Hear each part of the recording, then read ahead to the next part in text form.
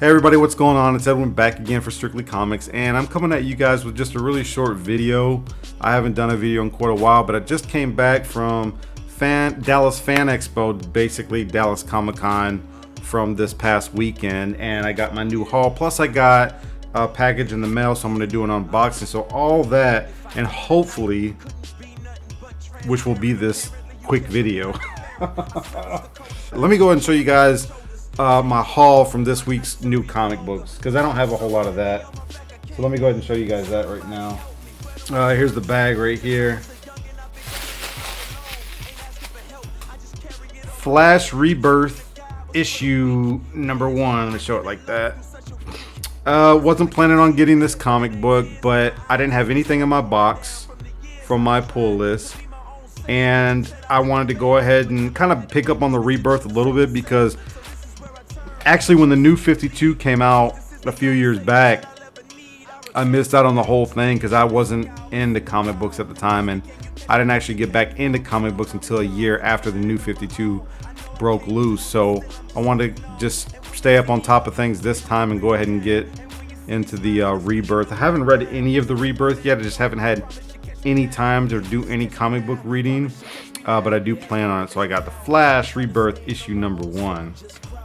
Superman Action Comics, which is not issue number 1. They're picking up off where they left off. This is actually issue number 957. So I don't know if I'll go with this all the way up to 1,000, although I think it would be interesting to do so. But it's a Rebirth issue. I went ahead and went with it. I'm like, you know what? I'm going to check this out. I'm a big fan of the comics from the 90s. Got Doomsday on the cover. Flipped through it. Didn't look that bad. So I'm like, you know what? I'm going to run with this. So I picked this up. Superman hasn't been that great to me because if the artwork isn't good, I'm not going to buy it. I was buying it when Brett Booth was doing the artwork on the new 52, but then they brought John Romita on. And as soon as they brought John Romita Jr. on, I just canceled my subscription and quit buying it. The artwork has to be good enough for me to buy comics. Crappy story, crappy artwork, high price, I can live without it. So I got that. And last for this week's new comic book haul, Detective Comics number 934. Now, I was going to get this anyways because I read up on this and thought that it was very interesting. I'm a big fan of Clayface, and in this new Rebirth, Clayface actually teams up with Batman. Now, I find this to be very interesting because there's so many roles that Clayface can play. I think that he is an incredible asset to Batman, but we all know Clayface's personality. He's probably going to do some kind of scheming or conniving or something's going to probably, he's going to probably just completely mess everything up for himself and probably for the new team that Batman has formed. So I went ahead and just picked this up because I want to see and kind of check out where this story goes. But yeah, I got Batman Detective Comics issue number 937 or 934, sorry. All right, that's it with this week's new comic book pickups. So I was at the Dallas Fan Expo over the weekend, and I had an okay time. I only went on Sunday because I basically went to see Todd McFarlane. That was it. I've been wanting to see Todd McFarlane for like 22 plus years, and he hardly ever goes out of Arizona unless it's to the big conventions like San Diego or New York or maybe even Chicago. I'm not anywhere near them cities. I'm in Houston, Texas. So he was in Dallas, which was about 3.5 hours away. And I took advantage of it because it was within driving distance. I could make a day out of it. And I did. And it was okay. I spent the majority of my time standing in Todd's lines than really anything else, because he was only allowing one signature per person. Plus they paid him to come and do 2 panels on Sunday, which I was completely upset about. I'm like, look, I don't care if Todd McFarlane is doing panels and speaking. I can catch that on YouTube. I'm here for this man's signature. This man's signature is hard to get unless you know him or unless you're in the Phoenix, Arizona, or San Diego Comic Con or New York or Chicago. Outside of that, I could care less. And I was really upset because they tied up about 3 or 4 hours of his time speaking on panels. I'm like, come on, people, like, this dude hasn't hardly signed anything. And what they did was he said that he was only going to take the first 175 people sign their books. Like, that was it. I was pissed. I was so pissed. So I'm not going to go into all the details of what I did to finally end up being able to get a signature, but I got 2 signatures, which I was completely thrilled about because most everybody else only got 1. And so let me go ahead and show you guys what I picked up. Stan Lee was there also. I got Stan Lee to sign 3 books. That was all that I could afford, and that was well out of my budget, but I had to take advantage of the opportunity. I don't know if I'll ever be able to get this guy to sign anything ever again. Stan Lee is 93 years old. We all know that any day he could literally pass and be on into the next world. So I got Stan Lee to sign this Amazing Spider-Man $2.99. Now some people might be looking at this like, dude, like, why you get Stan to sign something like that? Look, this is me. This is what I like. Plus this book is in 9.8 near mint condition. This book is near flawless. I had to get it signed. Venom is one of my favorite characters. Love the whole black costume era, as you can see from my shirt. So I had to get it signed. This is me, man. This is me. I don't care if Stan Lee didn't write it or edit or anything. He is creator / co-creator of Spider-Man. So anything Spider-Man, he can sign in my book. So that's why I got that. Nice, beautiful, fat signature right there. Bam, baby. So I got that. Now, this one, a little disappointed about this, but I was glad I had this book on top first. I got Amazing Spider-Man 300 signed by Stan Lee. Now, if you see right there, he kind of smeared it because he's a lefty, and his S is like way off. So I was like, you know, I got him to sign it anyways. I didn't even want to get him to sign this book, but because I only had enough money for 3 signatures at $100 each, I had to go with what I thought was most valuable, because there were people there like getting him to sign like statues, and he was signing like, people were paying $100 to get him to sign like just beat up copies of, you know, like X-Men from the 90s. I'm like, are you guys serious? Like, that doesn't even make any sense to me, because the book that you got, first of all, it's worthless because, number one, it's not even worth the paper that it was printed on. 2, it's all beat up. And 3, because it's a very common issue, there's nothing key about it. But I understand there's sentimental value involved, so that's probably the reason. But me, if I'm going to spend $100 for a signature, it's going to be on something that's worth the price tag of the signature. Plus, this was also the second book that I got Todd McFarlane to sign, as you can see right there, the Todd Father. Got him to sign that, signed it in blue, wanted it in silver, but Todd was in a rush to get out. Plus, he saw the amount of people that wanted to. He was actually, I'll tell you in just a minute. I'll tell you about Todd McFarlane in just a minute. But I got this. This book is about a 9.2, 9.4 condition comic. So I rolled with that. Now this is the mother. This is what I was super happy about. I got another Amazing Spider-Man 300. Now the reason why I got Stan Lee and Todd McFarlane to sign this is because this is a 9.8 condition copy. This copy is so ridiculously clean. It literally looks like it was purchased yesterday off the rack. Now, some of y'all might be like, dude, why didn't you send it in and get it graded? Well, I would have, but only Stan Lee's signatures were allowed to get graded. Todd McFarlane did not want any of his signatures to be CGC. There was Anastasia Collectibles that was there, and there was another company that was doing CGC submissions, and they wouldn't do it either. And I just couldn't get it done. I'm like, any other circumstance, I would have just sent this in with Stan's, and then I would have submitted the slab copy to any of Todd McFarlane's private signings, but I wasn't able to do that because the opportunities that I have to go see Todd McFarlane are very rare. So what I did was I went ahead and just got them both to sign it. Now me, this is really for me. I don't plan on selling this or anything like that, so I really didn't care. Plus, if you think about it, I know that this book raw is a $300 book. This book graded at a 9.8 is a $900 book. Why would I fake a signature on an expensive book like that? I just wouldn't do it. So what I'm going to do is, I got both signatures. I'm going to send it to CBCS and have them authenticate the signatures. It won't be a yellow label, it'll be a red label, but it'll come back as a 9.8, 9.6 at worst, but I seriously doubt it. And it'll be sentimental, and it'll have sentimental value and high market value, in my opinion. So it's just, I'm fine with it. I didn't have a problem with it. So that's how I'm gonna roll with this book. So yeah. Now I'm gonna send this one in as well and get this one red labeled. I'm gonna sell it only because the only reason why I'm gonna sell this is because I don't like the smudging with Stan's signature. So that's gonna be the only reason why. And I'm gonna have to sell this, get what I can out of it, and then hopefully get more signatures and more books slabbed in the future by Stan and or Todd McFarlane.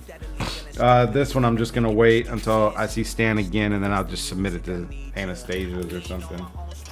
Just because I'm not gonna. I have the opportunity still to get a yellow label with that.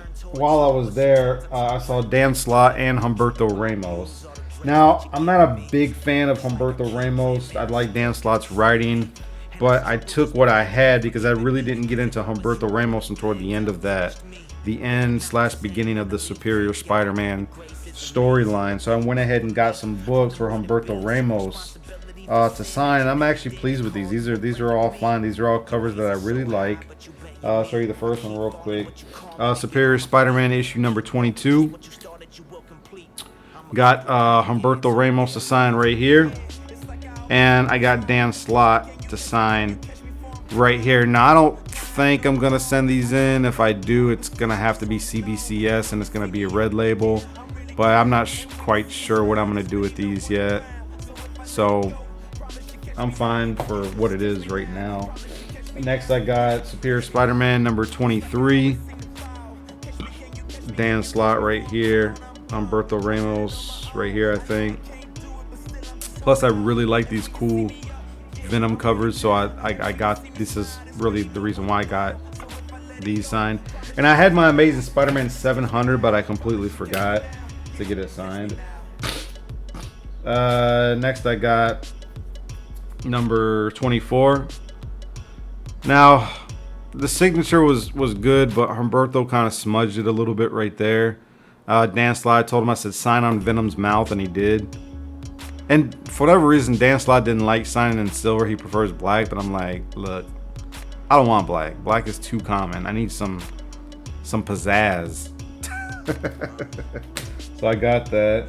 The next book that I got is Superior number 25, and Humberto kind of smudged it again a little bit right there, but what are you gonna do?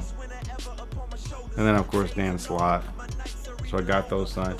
And the last book that I got signed was Amazing Spider-Man. This one right here, the J. Scott Campbell variant cover. J. Scott Campbell, I got him to sign it like a couple years ago, but because Dan Slott and Humberto was there, I got them to sign it. Dan Slott's right here.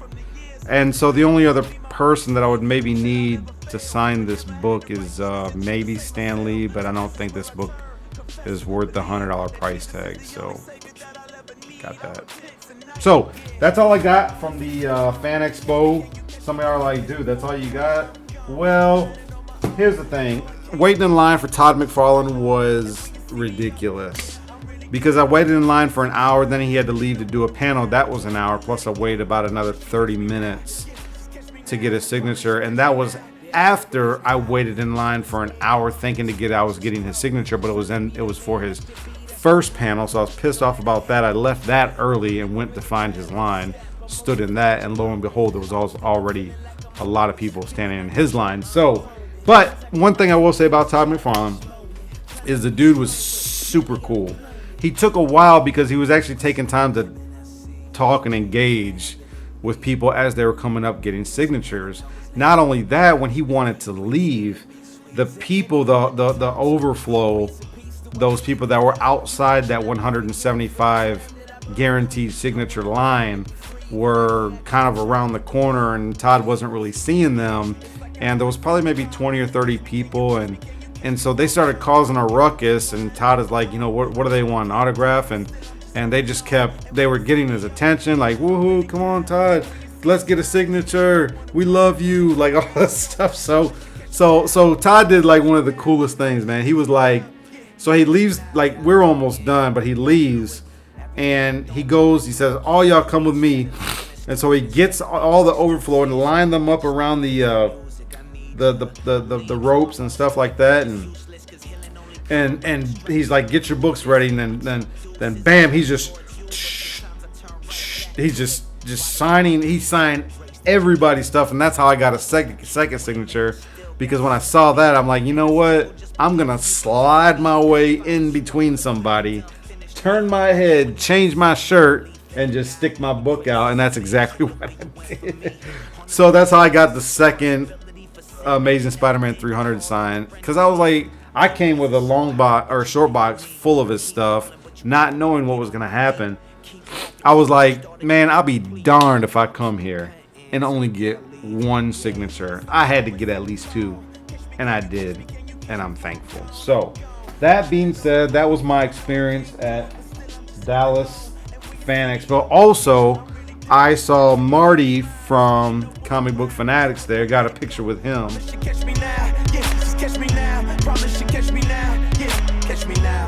So that was kind of cool to see him. I was supposed to meet up with him in Houston. Couldn't do it. I was standing in Todd McFarlane's line. I saw Marty and who I think was his girlfriend walking. I was like, Marty. So he saw me, came over, got a picture real quick while I was waiting. Talked to him for a little bit. Didn't want to take too much of his time because I know he was there to enjoy himself along with his girlfriend. And, so it was good to finally get to meet him, because I had been on his show two or three times on Comic Book Fanatics. If you haven't know who he is or checked out his channel, please go ahead and check out his channel. It's Comic Book Fanatics on YouTube. Marty has a really good heart. He's very nice, very kind, gentle guy. I like him a lot. I like his nature, and I think that's one of the things why I really wanted to get to meet him, because of the type of person that he appears to be. So that was quite enjoyable. Also, I saw James Hayes. James Hayes with his tall behind. That dude's like 7 foot tall or something ridiculous like that.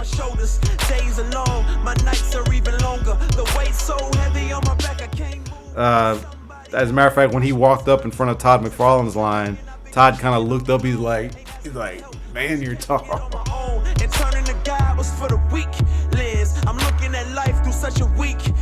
So that was kind of funny, but I'm pretty sure James gets that all the time. So shout out to you, Marty. Shout out to you, James. Raymond, I didn't get to see you, man. You was off getting something done with Stanley or something like that. So I apologize for not being able to hook up and meet with you, man. But I hope to do so again in the future, because the way that I know you guys roll, we'll eventually hook up. All right, last I'm going to do this unboxing. I got this package in the mail. Now check this out. Actually, I already started cutting and I haven't opened it up yet, but check this out. The mailman put it in the box like this. Like this. Like this is literally how he put it in the box. So that let me know that there's no cardboard protection. I already know right now I'm sending this comic book back because of the amount of money that I paid for it, and because I know it's probably somehow damaged in, some form or fashion. So I'm gonna go ahead and just open up just so I got something documented, and I'm going to probably send this back and give this guy negative feedback, because who sends a comic book with no cardboard protection? It should be illegal. Like, it's just completely just wrong. I just don't get it. Anyways, here's what I got.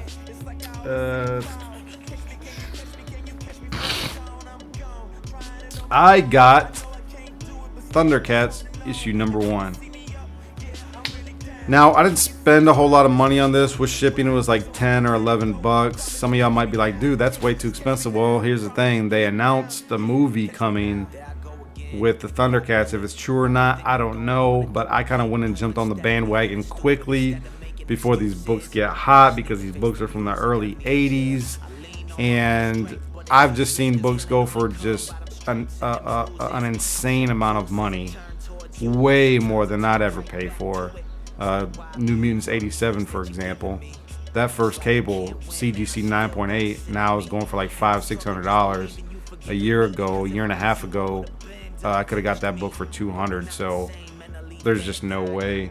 But looking at this book, the guy stuck it in like that. I'm gonna go ahead and open it up real quick, do a quick inspection. I'm pretty sure I'm gonna send it back, but it might not be that bad. So let's check this out real quick.